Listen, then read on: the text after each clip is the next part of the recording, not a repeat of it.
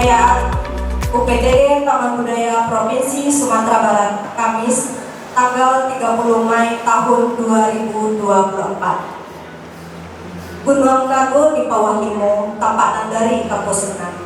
Jawilah salam dari Ambo, walaupun tidak berjawi tangan. Assalamualaikum warahmatullahi wabarakatuh. Waalaikumsalam warahmatullahi wabarakatuh. Alhamdulillahirabbil alamin.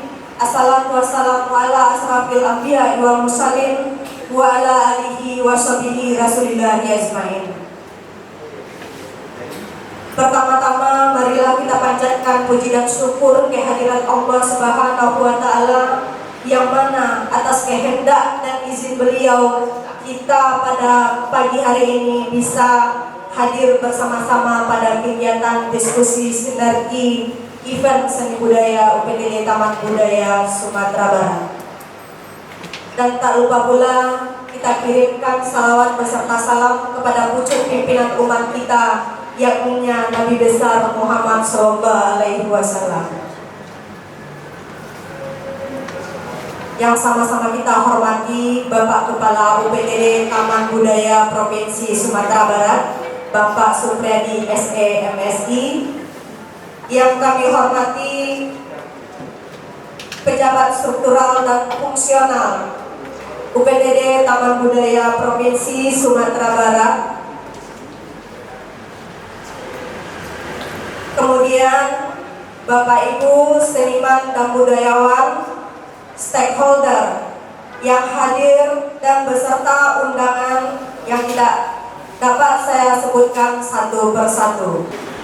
Yang hormat dahulu masih Sekri dan adik yang kami hormati, undangan yang sudah diundang diskusi pada hari ini. Pertama-tama mari kita mengucapkan puji dan syukur kepada Allah Subhanahu wa taala yang mana pada pagi hari ini kita masih diberi kesehatan, alhamdulillah dapat hadir sesuai undangan yang kami kirimkan. Dan kedua, salawat dan salam untuk Nabi kita Nabi besar Muhammad SAW yang mana telah memberikan dua pusaka sebagai pegang hidup bagi kita dan dua Quran menulis. Bapak Ibu yang kami hormati, sengaja kami mengundang Bapak Ibu para seniman dan traveling dan hotel untuk dapat hadir pada hari ini, karena di samping diskusi kita nanti kita juga akan menyampaikan beberapa hal yang nantinya kita akan mencoba memfungsikan kembali Taman Budaya sebagaimana mestinya. Sudah ada gagasan dari dulu ke sini namun tidak terrealisasi, dan kebetulan beliau datang dan berdiskusi bersama kami telepon, alhamdulillah kami sambut dengan baik acara ini. Tentu harapan kita di sini tentu bagaimana para seniman bisa ekspresi nanti melaksanakan kegiatan sesuai dengan harapannya, karya-karyanya bisa ditampilkan. Maksud dan tujuan kita nanti kita laksanakan di sana. Kami sampaikan beberapa hal yang lalu. Pertama, puji dan syukur kita sampaikan ke hadirat Allah Subhanahu wa taala. Alhamdulillah pagi hari ini kita bisa bersama-sama bertemu, berkumpul dan nanti akan berdiskusi di lantai 2 Gedung Kebudayaan Zona A, khususnya di Taman Budaya Sumatera Barat. Salawat beserta salam kita kirimkan untuk Nabi besar Muhammad SAW. Yang sama-sama kita hormati Bapak Kepala UPTD Taman Budaya, Bapak Supriyadi, beserta data struktural dan fungsional di Taman Budaya, khususnya kepada Bapak Ibu semuanya pimpinan dari sanggar komunitas maupun dari organisasi pariwisata ataupun travel yang dari Sumatera Barat, dari perwakilan hotel dan seluruh undangan yang hadir pada diskusi seni budaya di hari ini. Kita hari ini dalam diskusi ini nanti akan menghimpun masukan-masukan dari Bapak Ibu semuanya terkait dengan sinergi kegiatan ataupun event seni budaya yang ada di Sumatera Barat, karena sangat banyak kegiatan-kegiatan seni budaya di Sumatera Barat, hanya saja barangkali belum tersinergis secara optimal. Dalam diskusi ini yang kita rencanakan mungkin sekitar sampai siang, jadi memang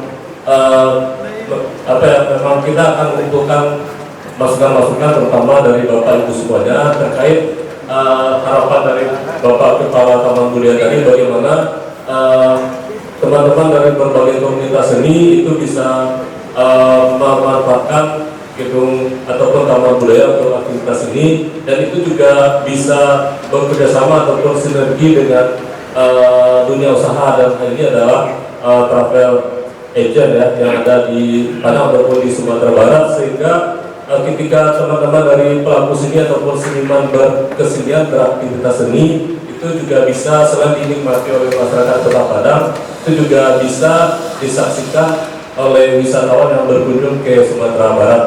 Kami Pak di dunia pariwisata, di travel ini, itu rata-rata tamu kami itu memang 3 tahun yang lalu waktu COVID kita tuh 3 tahun tuh memang macet Pak. Jadi tidak ada kegiatan pariwisata sama sekali, tidak ada yang keluar, tidak ada yang masuk. Jadi ya 3 tahun itu kita membeli Pak, nggak ada kegiatan apa. Mantap saja Pak, makan tabungan aja gitu kan Pak, tabungan. Rupanya mantapnya habis Pak, nggak tahu lagi mau makan kemana. Tapi alhamdulillah hari ini dunia pariwisata sudah mulai naik lagi. Nah biasanya itu Pak Suryadi, kami itu tujuan utama kalau ke Sumatera Barat ini adalah ke Bukit Tinggi, itu highlightnya. Ya, tujuan utama tuh highlight itu Bukit Tinggi, ya yang di garis bawah di stabilo itu Bukit Tinggi nomor 1 yang akan dikunjungi. Makanya tetap kalau kita tur ke Sumatera Barat mesti ada 2 hari di Bukit Tinggi atau 3 hari, setidaknya satu malam, 2 hari 1 malam. Nah setiap malam dulu Pak, sebelum COVID datang Bapak tahu tuh ya Pak ya, itu tiap malam di Medan dan Balindong itu di tempat depan patung pahlawan tak dikenal ya, saya lupa itu tuh dijadikan tempat pertunjukan kebudayaan Minangkabau.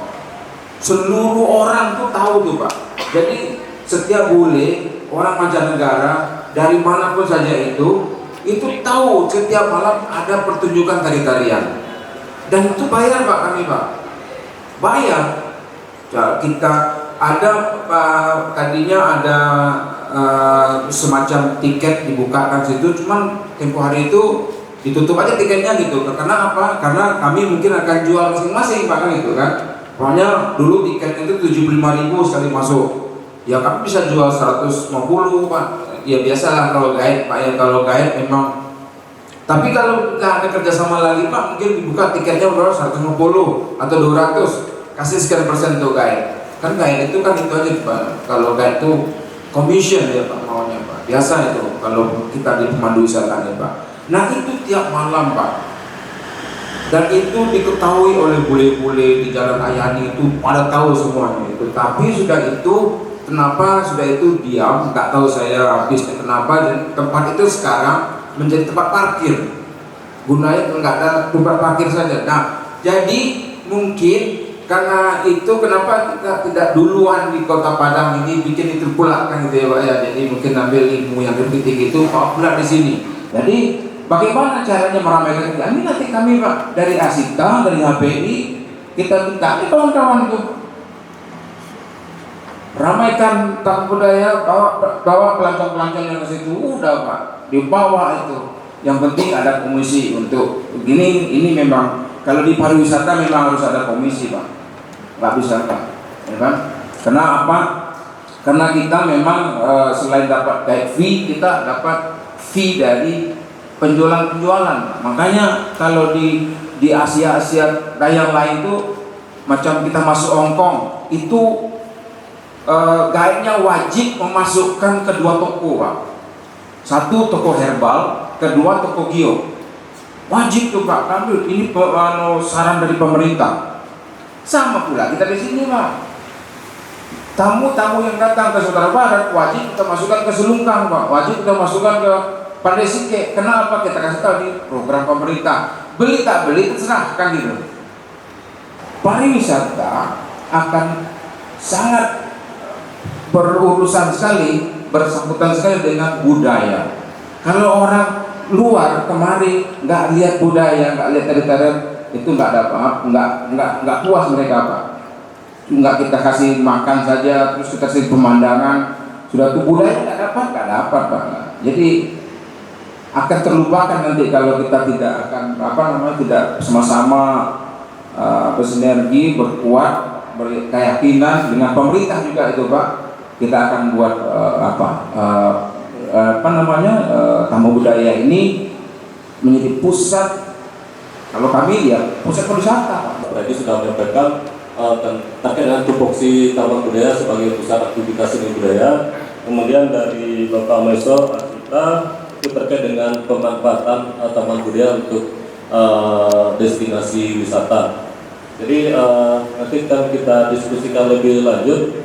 Karena memang dasar dari acara diskusi kita pada siang ini memang tujuannya adalah bagaimana kita membangun sinergi antara stakeholder yang ada terkait dengan kegiatan-kegiatan taman budaya. Kita tidak bisa juga memungkiri bahwa seni budaya di Sumatera Barat adalah salah satu yang terbaik di Indonesia. Dan kalau kita mengacu juga kepada informasi ataupun testimoni dari orang-orang yang datang berkunjung di Indonesia, salah satu daerah yang mereka suka itu memang Bali, karena Bali punya alam yang indah dan budaya yang indah, budaya yang juga kaya. Dan Sumatera Barat juga sama, alamnya indah, budaya juga unik. Namun mungkin kita dari segi sarana prasarana dan infrastrukturnya belum memadai untuk itu.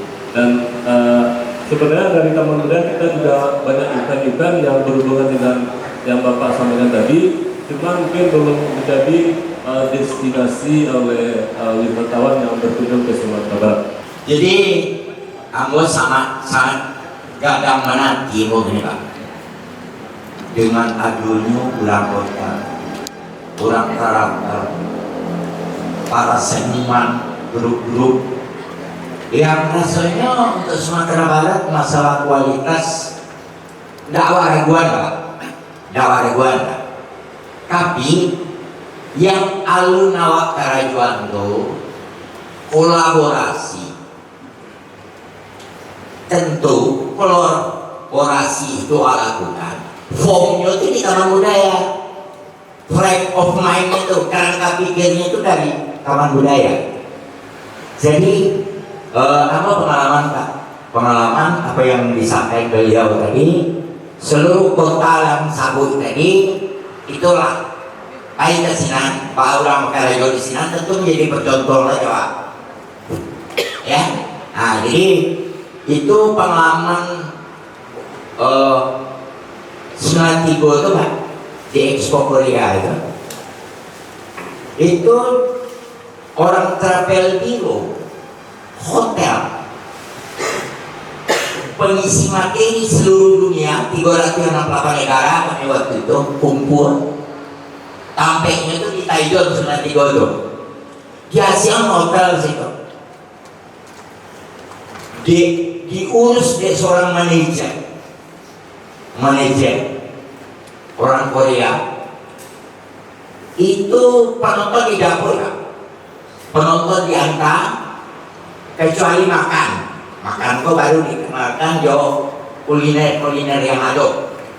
Waktu itu tekanan ya bro. Seorang masuk orang tak pakai Taiwan itu 36.000 Jawa, 30.000 won waktu itu. 3 bulan Pak, dengan kerjasama berkolaborasi juga orang yang berkepentingan termasuk orang kalau ya LAJ itu tidak ada transportasi itu diurus. Jadi balik di Korea itu aku tawarkan ke Taman Budaya. Namanya Mustafa Ibrahim, namanya kepala Taman Budaya waktu itu. Kecil pun di luar negeri. Aku bawa pulang kampung lah. Penontonnya aku jamin 10.000. Wawe undangan 10.000. 50-50 awak wali negari. Wali waktu itu namanya kepala desa.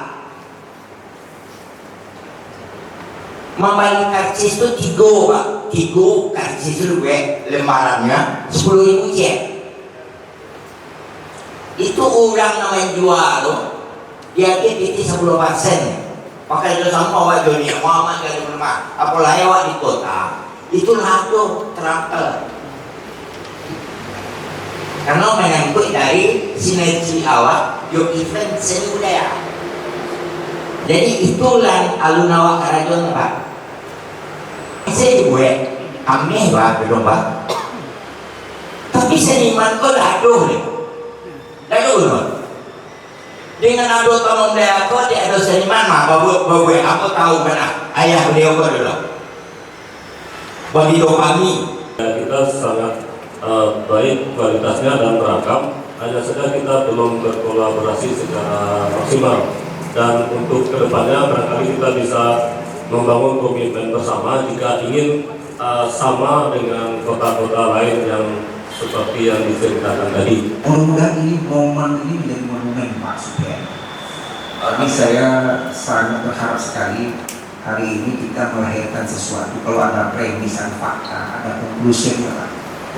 Saya lihat kita tidak maksimal menggarap atraksi budaya Pak. Kalau yang lain saya sangat salut. Kuliner, destinasinya malahan punya kreativitas yang luar biasa kayak di PF Buku. Mungkin copy paste ya, tapi setidaknya mereka punya kreativitas, ada kafe segala macam, pertunjukan yang dilakukan secara spontan, pertunjukan yang dilakukan anak muda di kantong-kantong tertentu membuat komunitas. Yang belum ada itu ekosistem Pak. Kita tidak membangun ekosistem antara birokrasi dan pelaku. Hari ini mudah-mudahan momen ini menjadi batu pijakan kita bersama untuk mengeksekusi ini. Jadi saya pikir hari ini kita bicaranya sudah sangat bersemangat sekali. Saya pikir tidak bicara teoritis lagi. Kita perlu atraksi. Saya yakin dan percaya masyarakat atau pengunjung atau wisatawan yang hadir di sini, dan karena kita juga masing-masing ini kan wisatawan juga untuk daerah lain. Saya yakin dan percaya kita semua pernah kemana-mana, dan apa yang kita dapatkan di situ akan mempengaruhi pola pikir kita, akan mempengaruhi keinginan kita datang kembali. Begitu juga sebaliknya orang yang datang ke kita. Konkret yang kita harus lakukan ini, siapkan timnya, dan ini bikin temsitnya, dan kolaborasinya bikin ada semacam, kalau di DPR ada pansusnya nih Pak, ada panitia khususnya yang bisa mengeksekusi ini teratur, terjadwal dan jelas. Kita aksi dan kita kolaborasi itu yang penting. Karena apa? Para pelaku seni di sini sudah haus semuanya. Perkara bagaimana cara menjualnya. Yuk, di sini ada di Kota Padang khususnya travel agent, dan ada juga beberapa asosiasi lainnya. Salah satunya Ketua AILI, Asosiasi External Learning Indonesia Cabang Sumatera Barat, dan kami juga sebagai pemandu tourism HPI. Nah, saudara kita ini satu tali ya Pak, satu jalur, dan banyak teman-teman punya keinginan ini Pak, ya, punya keinginan apa sih kegiatan yang akan dibuat di sini di Kota Padang dalam waktu singkat seperti yang saya bilang tadi itu. Sebetulnya banyak. Untuk Kota Padang saja kalau kita bicara, bukan bicara asal-asal melaba saja, tidak ya. Untuk satu Kota Padang saya bisa 4 hari Pak. Saya bisa buktikan dan saya pernah melakukan itu. Saya punya double track Pak di daerah Lumintron, itu mungkin barisan banyak sekali.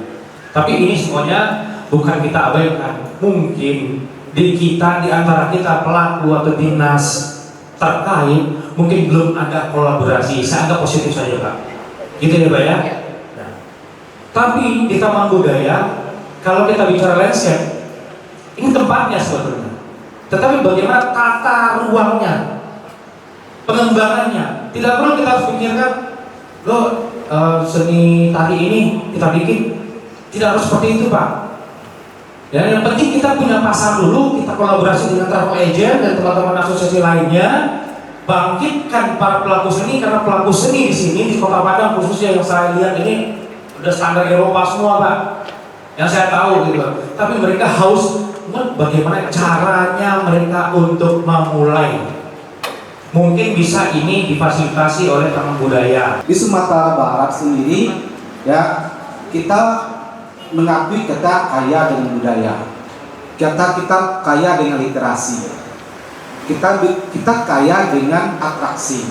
Namun kami sebagai pelaku industri ini, kami juga sekaligus pelaku industri travel juga, kami tidak bisa berkoordinasi, tidak bisa mendapatkan informasi yang jelas terhadap suatu atraksi itu. Sehingga apa? Sehingga seperti apa? Seperti orang bisu Pak. Selesai mau dijual, entah kemana mau dicari fasilitatornya. Nah, seperti di Jogja, kawan-kawan di asosiasi, ketika saya memberikan sebuah program kepada kawan-kawan di provinsi lain, Bang Galaksi, yuk mana budaya tentang merandang itu kayak mana? Budaya melamang itu kayak mana Bang Galaksi? Apa sih filosofinya? Apa sih gimana caranya? Nah, saya tidak mendapatkan informasi itu Pak. Nah, melukis seperti apa melukis yang seperti di Sumatera Barat itu. Nah ini, sehingga alhamdulillah hari ini kita di sini ada kawan-kawan pelaku seni, kemudian kawan-kawan pelaku pariwisata, industri pariwisata. Kenapa? Karena tren sekarang ini Pak, tren sekarang industri kunjungan itu tidak lagi yang namanya what I see itu, tapi what I doing. Apa yang saya lakukan di sana? Ketika saya berkunjung, adalah apa yang saya lakukan itu apa? Yang menjadi experience bagi saya, yang menjadikan pengalaman bagi saya. Ketika saya kembali, oh sama kok. Ketika saya datang ke negara ini, ke daerah ini, nah sama saja. Buat apa saya jauh-jauh ke Sumatera Barat? Padahal ke Sumatera Barat orang kenal dengan budayanya, dengan tarian-tariannya, dengan kulinernya. Nah, ini yang kami coba munculkan lagi di asosiasi Expensia. Tentu kesemua hal ini harus dihubungkan. Maka saya pikir seperti perhotelan itu ada asosiasi perhotelan. Berapa banyak hotel yang ada di Sumatera Barat itu ada asosiasi. Kemudian Asita juga merupakan bentuk asosiasi yang mewadahi para pelaku pariwisata, baik travel, dan wisata minat khusus. Ini kan harus kita hubungkan baik antara hotel, kemudian pariwisata, kemudian pelaku kebudayaan itu sendiri, pelaku kulturnya, kemudian ada pihak lembaga pemerintahan sebagai jembatan diantaranya. Nah, saya pikir misal sampelnya saja kita berbicara hotel. Anggaplah hotel ada di Sumatera Barat itu sekarang saya pikir lebih dari 100. Bayangin saja kalau di hotel itu ada buku agenda event. Nah, misal buku agenda event, berarti ini kerjasama antara dinas kebudayaan, ada kalender event tahunan. Kemudian ada di setiap hotelnya, begitu ya abang kita? Ya. Ada di setiap hotel. Berarti hotel bisa mengakses, oh di sana ada event bulan itu, tanggal itu, pelakunya ini. Kemudian kalender event itu juga ada di Asita. Asita memegang kalender event dinas kebudayaan. Jadi ketika Asita atau lembaga di bawah Asita dia membawa tur dari luar, mereka bisa mengakses, oh kita bisa menyesuaikan jadwal wisatawan kita dengan kalender event yang ada di dinas kebudayaan. Itu, saya pikir itu. Menurut saya itu ada katalog komunitas. Profil di situ tergantung profilnya community. Apakah nanti digabung dalam satu buku, atau dia menjadi buku-buku kecil kayak Z. Jadi katalog komunitas itu dia berisi tentang profil lengkap komunitas, apa program komunitasnya, termasuk nanti kontaknya, koneksi terhadap komunitasnya mana. Sehingga di satu sisi ada sinergi dengan lembaga dinas, itu nanti bakal dikontrol langsung oleh dinas. Kemudian di satu sisi ada sinergi face to face terhadap pelakunya komunitas. Misal kita bicara tentang wisata minat khusus atau berbasis experience. Beliau bawa pariwisata wisatawan ingin terjun langsung dalam aksi tari. Nah, beliau bisa langsung minta komunitas tari untuk deal bersama.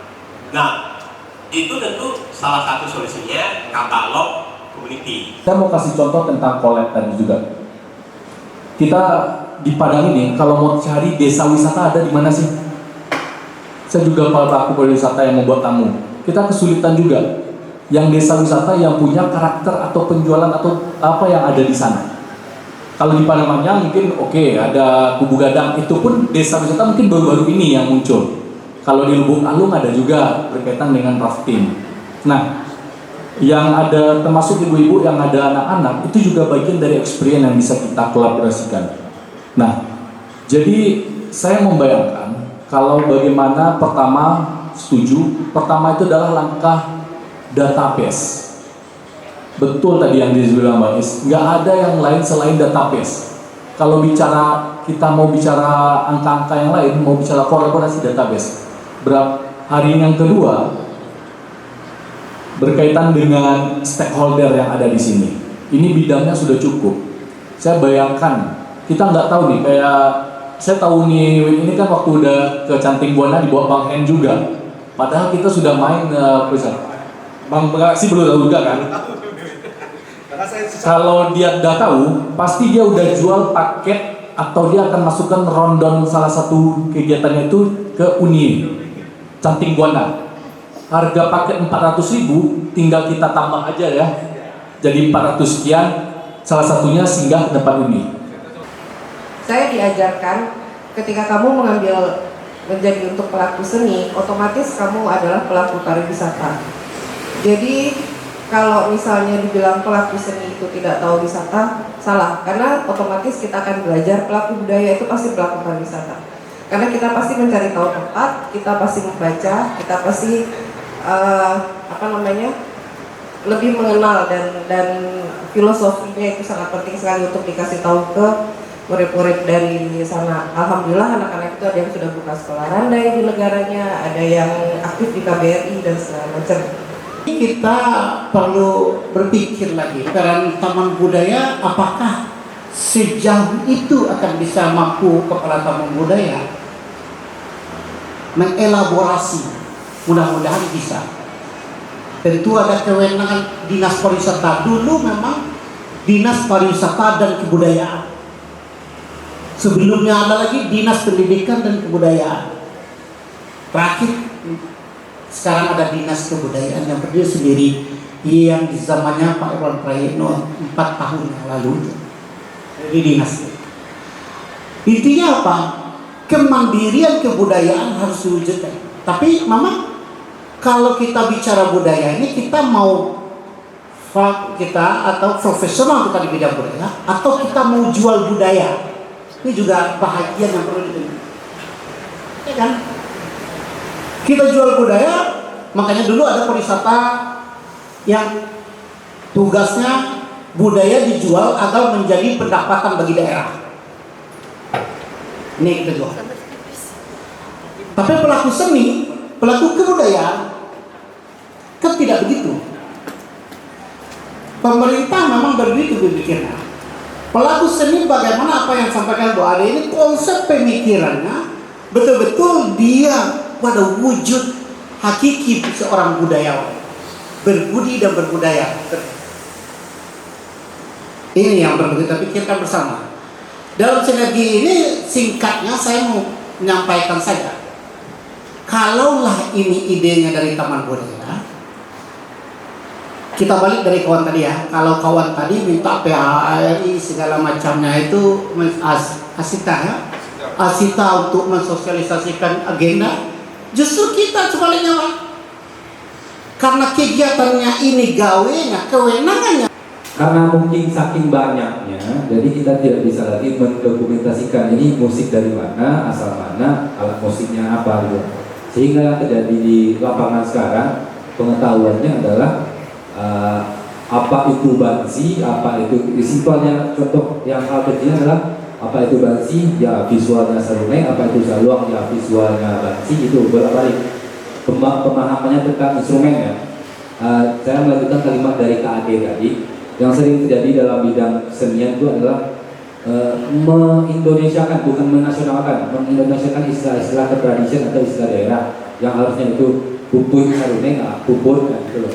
Yang harusnya itu gandang tambur di luar Sumatera Barat. Kalau Bapak Ibu kan sering nih lihat budaya di luar Sumatera Barat itu tambur, bukan lagi tambur,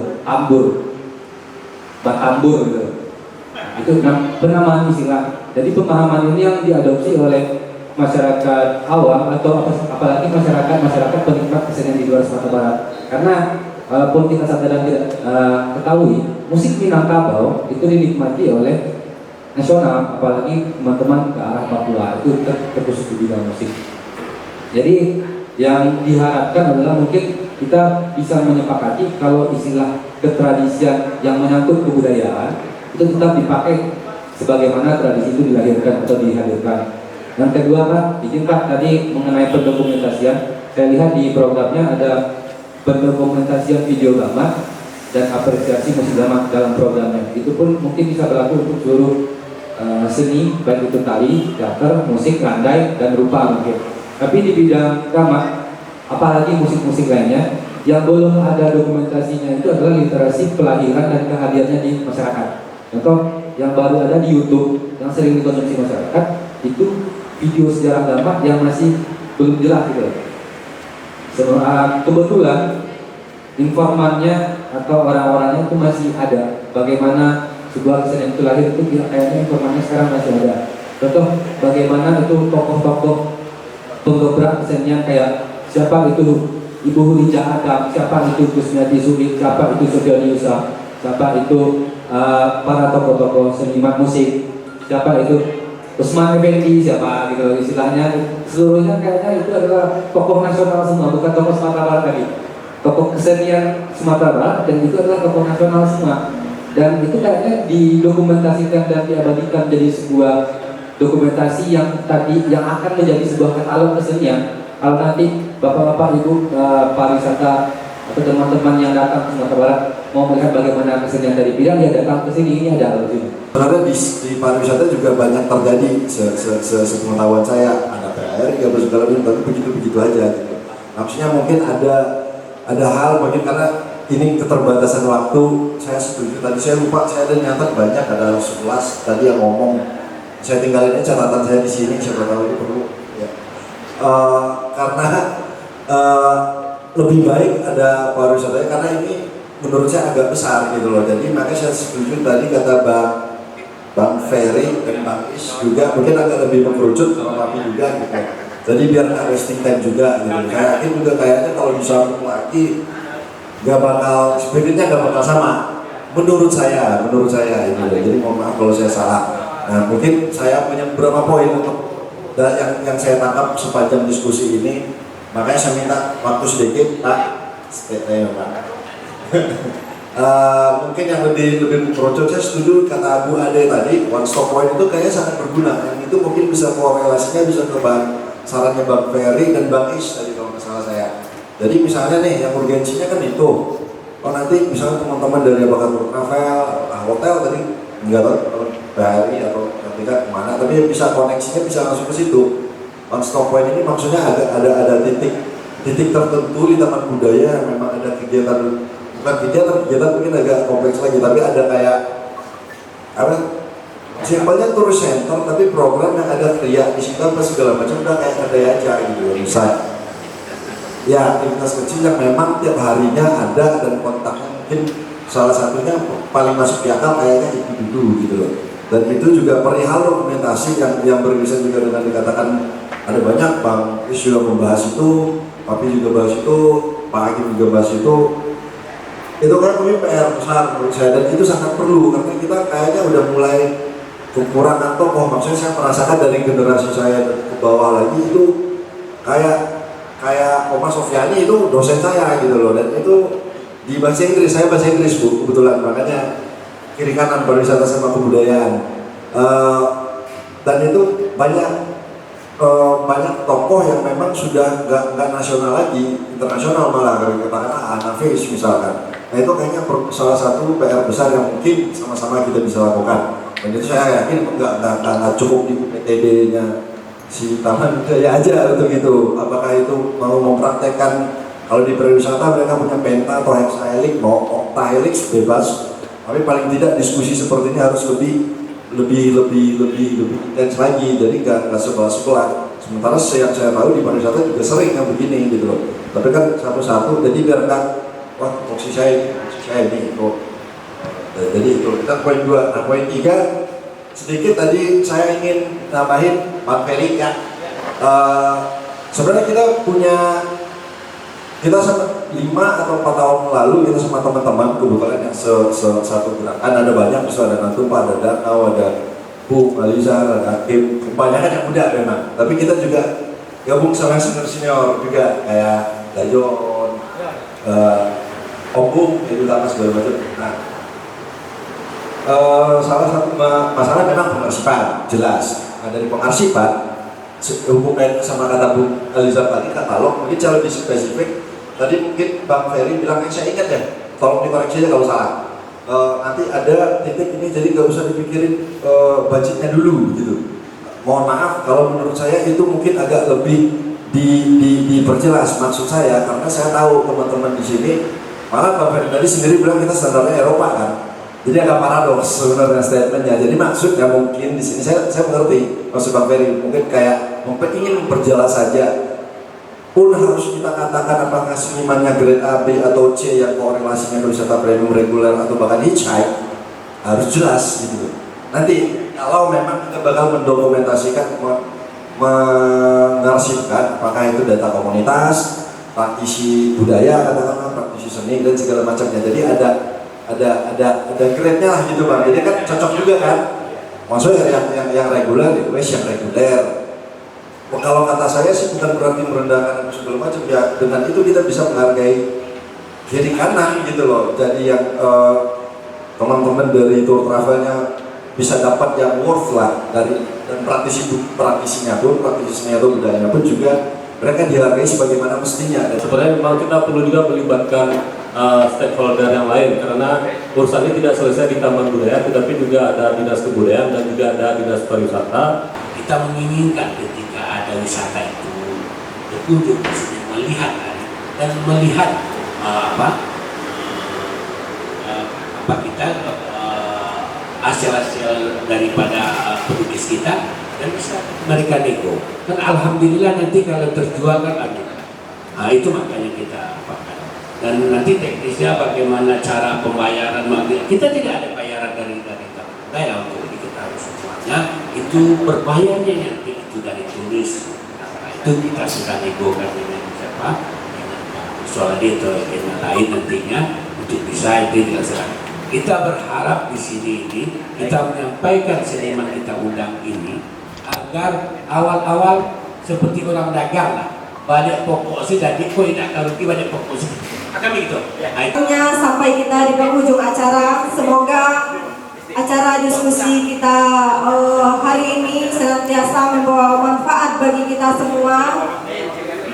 Semoga bisa menjadi kenyataan dari apa yang sudah kita bicarakan tadi, sesuai dengan harapan kita bersama. Amin ya rabbal alamin.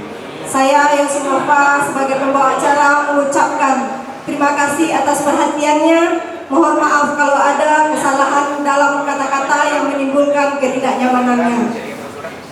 Wassalamualaikum warahmatullahi wabarakatuh.